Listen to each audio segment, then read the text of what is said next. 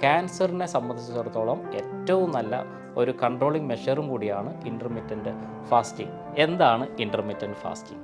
എങ്ങനെയാണ് ഇത് ആരോഗ്യത്തെ സഹായിക്കുന്നത്? എന്തൊക്കെയാണ് ഇൻ്റർമിറ്റൻറ്റ് ഫാസ്റ്റിങ്ങിൻ്റെ ഗുണം?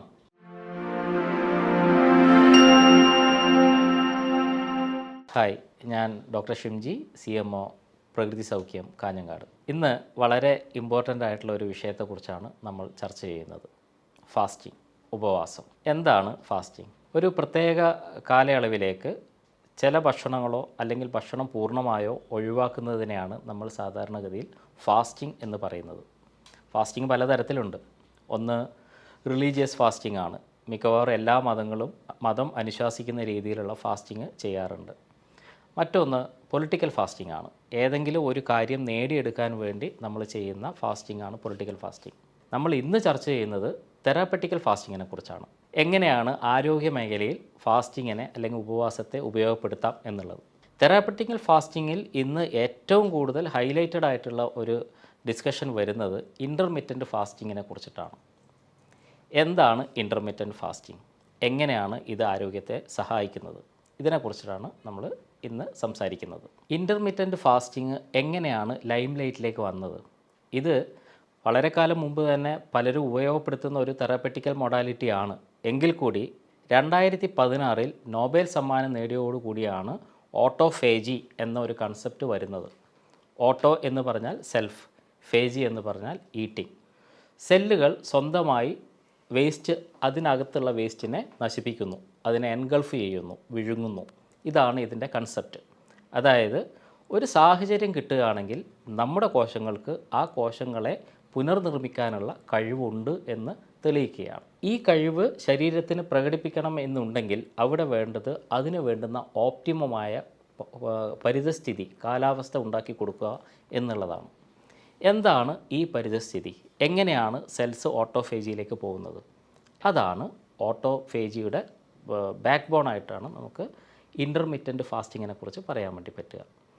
ഇൻ്റർമിറ്റൻറ്റ് ഫാസ്റ്റിങ് ജനറലായിട്ട് പറയുകയാണെങ്കിൽ നമ്മുടെ അടുക്കളയിലുള്ള ഭക്ഷണ വസ്തുക്കളൊക്കെ പാകം ചെയ്തതിന് ശേഷമുള്ള വെസൽസിൻ്റെ അവസ്ഥയാണ് ചില സമയത്ത് കോശങ്ങൾക്ക് ഉണ്ടാവുക. ഈ വെസൽസ് നമ്മൾ ക്ലീൻ ചെയ്യാനുള്ള സമയം അവസരവും കൊടുക്കാതിരുന്നാൽ, കണ്ടിന്യൂസ് ആയിട്ട് ആ വെസൽസ് നമ്മൾ ഉപയോഗിച്ചുകൊണ്ടിരുന്നാൽ എന്താവും ആ വെസൽസിൻ്റെ അവസ്ഥ? ഇത് തന്നെയാണ് നമ്മൾ ആരോഗ്യത്തിൻ്റെ കാര്യത്തിലും ചിന്തിക്കേണ്ടത്. ഇൻ്റർമിറ്റൻറ്റ് ഫാസ്റ്റിങ്ങിൻ്റെ പ്രത്യേകത എന്ന് പറഞ്ഞാൽ 12 തൊട്ട് 16 മണിക്കൂർ വരെ, ഓപ്റ്റിമം 16 മണിക്കൂർ വരെ ഭക്ഷണം കഴിക്കാതിരിക്കുക എന്നും 24 മണിക്കൂറിൽ ബാക്കിയുള്ള 8 മണിക്കൂർ മാത്രം ഭക്ഷണം കഴിക്കുക എന്നുള്ളതുമാണ്. സ്വാഭാവികമായിട്ടും വൈകുന്നേരം ഒരു 6:30 നമ്മൾ ഡിന്നർ കഴിച്ച് നിർത്തുകയാണെങ്കിൽ പിറ്റേ ദിവസം രാവിലെ ഒരു 9-9:30 മണിക്ക് നിങ്ങൾക്ക് ഭക്ഷണം കഴിക്കാം. ഈ 16 അവേഴ്സിൽ നമ്മൾ ഉറങ്ങുന്ന 8 മണിക്കൂറും ഉൾപ്പെടും എന്നതാണ് ഇതിൻ്റെ ഒരു ഗുണപരമായ കാര്യം. ഓട്ടോഫേജി ശരിയായ രീതിയിൽ നടക്കണമെന്നുണ്ടെങ്കിൽ 12 മണിക്കൂറിന് ശേഷമുള്ള ഫാസ്റ്റിംഗ് ടൈമിലാണ് ഇത് ആരംഭിക്കുക. അതുകൊണ്ട് 12 മണിക്കൂറിന് ശേഷം ഓട്ടോഫേജി ആരംഭിക്കുന്നു എന്നുള്ള കാര്യം മനസ്സിൽ ഓർത്ത് അതിന് മുമ്പേ ഉള്ള ഭക്ഷണം പൂർണ്ണമായിട്ട് ഒഴിവാക്കണം. 12 to 16 അവേഴ്സ്, 16 മണിക്കൂർ വരെ ഈ ഓട്ടോഫേജി നീണ്ടു നിൽക്കാം. അതുകൊണ്ട് ഓരോരുത്തരുടെയും കഴിവിനനുസരിച്ച് 16 മണിക്കൂർ വരെ നീണ്ടു നിൽക്കുന്ന ഫാസ്റ്റിംഗ് ആണ് ഏറ്റവും അഭികാമ്യമായിട്ട് ഉള്ളത്. ഏറ്റവും നല്ല ഇൻ്റർമിറ്റൻറ്റ് ഫാസ്റ്റിംഗ് എന്താണ്? ഏറ്റവും നല്ല ഇൻ്റർമിറ്റൻറ്റ് ഫാസ്റ്റിംഗ് എന്ന് പറയുന്നത് ഡ്രൈ ഫാസ്റ്റിംഗ് ആണ്. അതായത് ജലപാനം ഇല്ലാതെ, വെള്ളം പോലും കുടിക്കാതെ നിൽക്കുന്ന ഫാസ്റ്റിംഗ് ആണ്. പക്ഷേ ഇനീഷ്യലി ഒരാൾക്ക് അങ്ങനെയുള്ള ഒരവസ്ഥയിലേക്ക് പോകാൻ ബുദ്ധിമുട്ടുണ്ടാകാം. അത്തരത്തിലുള്ള ആൾക്കാർക്ക് ട്രെയിനിങ് പീരീഡ് എന്ന പോലെ ഫ്രൂട്ട് കഴിച്ചുകൊണ്ടോ അല്ലെങ്കിൽ ജ്യൂസസ് കഴിച്ചതുകൊണ്ടോ ഈ ഫാസ്റ്റിംഗ് കണ്ടിന്യൂ ചെയ്യാവുന്നതാണ്. അൾട്ടിമേറ്റ്ലി ഡ്രൈ ഫാസ്റ്റിങ്ങിലേക്ക് പോകുന്നതാണ് അതികഠിനമായ അല്ലെങ്കിൽ ക്രിട്ടിക്കലായ പല രോഗങ്ങൾക്കും ഓവർകം ചെയ്യാനുള്ള ഏറ്റവും നല്ല വഴിയായിട്ട് പറയാനുള്ളത്. എന്തൊക്കെയാണ് ഇൻ്റർമിറ്റൻറ്റ് ഫാസ്റ്റിങ്ങിൻ്റെ ഗുണം? ലംഘനം പരമൌഷധം എന്നാണ് ഭാരതീയമായ സങ്കല്പങ്ങൾ പറയുന്നത്. അതായത് ലംഘനം, ഭക്ഷണം ഒഴിവാക്കുക എന്നതാണ് പരമമായ ഔഷധം, ദിവ്യമായ ഔഷധം. ഏത് രോഗത്തിനും ഏറ്റവും നല്ല ഒരു ചികിത്സാ മാർഗം തന്നെയാണ് ഇൻ്റർമിറ്റൻറ്റ് ഫാസ്റ്റിംഗ്. പക്ഷേ ഇതിൽ സ്പെസിഫിക്കായിട്ട് നമുക്ക് ചില കാര്യങ്ങളെക്കുറിച്ച് സംസാരിക്കാം. ഏറ്റവും ആദ്യത്തേത് വിസറൽ ഫാറ്റിനെ കുറക്കുന്നു എന്നാണ്. എന്താണ് വിസറൽ ഫാറ്റ്? നമ്മുടെ ശരീരത്തിനകത്തുള്ള അകത്തേക്ക് കയറുന്ന കാർബോഹൈഡ്രേറ്റ് എക്സസ് ആയിട്ട് വരുമ്പോൾ ലിവറിൽ വെച്ചിട്ട് ഫാറ്റായി മാറും എന്ന് നമ്മൾക്കറിയാം. ഈ ഫാറ്റ് സാധാരണഗതിയിൽ വിസറാസ്, സ്പെസിഫിക്കലി അബ്ഡോമിനൽ വിസറാസ് അല്ലെങ്കിൽ അവയവങ്ങൾക്ക് ചുറ്റും അടിഞ്ഞുകൂടുന്നു. മിക്കവാറും ഇതാണ് പല ലൈഫ് സ്റ്റൈൽ ഡിസോർഡേഴ്സ് എന്ന് നമ്മൾ വിളിക്കുന്ന രോഗങ്ങളുടെയും പ്രഥമമായ കാരണം. അതുകൊണ്ട് തന്നെ ഒരു ലാർജ് സ്പെക്ട്രം ഓഫ് ഡിസീസസ്, വളരെ വലിയ തോതിലുള്ള രോഗങ്ങളെ മാറ്റാൻ വേണ്ടി ഈ വിസറൽ ഫാറ്റ് കുറയ്ക്കുക വഴി സാധിക്കും. ഈ വിസറൽ ഫാറ്റിനെ കുറക്കാൻ വേണ്ടി കഴിയുന്നു എന്നതാണ് ഇൻ്റർമിറ്റൻറ്റ് ഫാസ്റ്റിങ്ങിലെ ഏറ്റവും പ്രധാനമായ കാര്യം.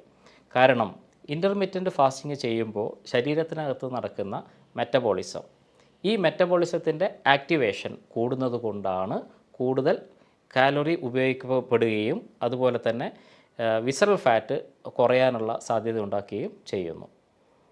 വിസറൽ ഫാറ്റ് കൊണ്ടുണ്ടാകുന്ന പ്രധാനപ്പെട്ട രോഗങ്ങളാണ് ഒന്ന് ഡയബറ്റീസ്, ഇൻസുലിൻ റെസിസ്റ്റൻസ് വരുത്തുകയും ഡയബറ്റീസ് ഉണ്ടാക്കുകയും ചെയ്യും.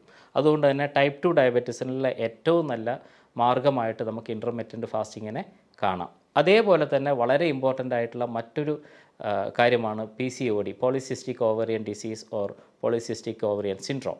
ഇതും വളരെ വ്യക്തമായ രീതിയിൽ നമുക്ക് ഇൻ്റർമിറ്റൻറ്റ് ഫാസ്റ്റിങ്ങിലൂടെ മാറ്റാൻ വേണ്ടി സാധിക്കുന്നതാണ്. ഇതേപോലെ മറ്റൊരു കാര്യമാണ് coronary artery disease, heart block എന്ന് നമ്മൾ വിളിക്കുന്ന കാര്യങ്ങൾ, അതെറോസ്ക്ലെറോസിസ്. ഈ കൊഴുപ്പടിഞ്ഞുകൂടി ധമനികളിൽ കട്ടി കൂടുന്ന അവസ്ഥയെ പോലും വലിയ പരിധിവരെ റിവേഴ്സ് ചെയ്യാൻ വേണ്ടി വിസറൽ ഫാറ്റിൻ്റെ കൺട്രോൾ ചെയ്യുക വഴി നടക്കുന്നതാണ്. ഓക്സിഡേറ്റീവ് സ്ട്രെസ്സ് കുറക്കാനും ഇൻ്റർമിറ്റൻറ്റ് ഫാസ്റ്റിംഗ് വളരെയധികം ഗുണം ചെയ്യുന്നതാണ്. എന്താണ് ഓക്സിഡേറ്റീവ് സ്ട്രെസ്സ്? നമ്മുടെ ശരീരത്തിനകത്ത് ഉണ്ടാകുന്ന ഫ്രീ റാഡിക്കൽസിൻ്റെ അളവ് കൂടുക എന്നത് ആണ് പ്രധാനമായും ഓക്സിഡേറ്റീവ് സ്ട്രെസ്സിൽ സംഭവിക്കുന്നത്.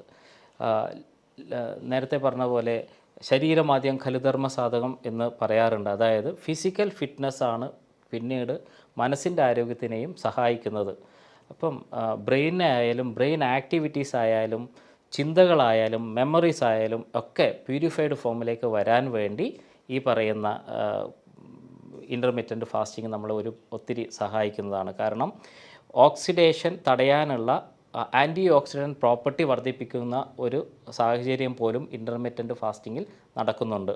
ഇതേ കാരണം കൊണ്ട് തന്നെ ക്യാൻസറിനെ സംബന്ധിച്ചിടത്തോളം ഏറ്റവും നല്ല ഒരു കൺട്രോളിങ് മെഷറും കൂടിയാണ് ഇൻ്റർമിറ്റൻറ്റ് ഫാസ്റ്റിംഗ്.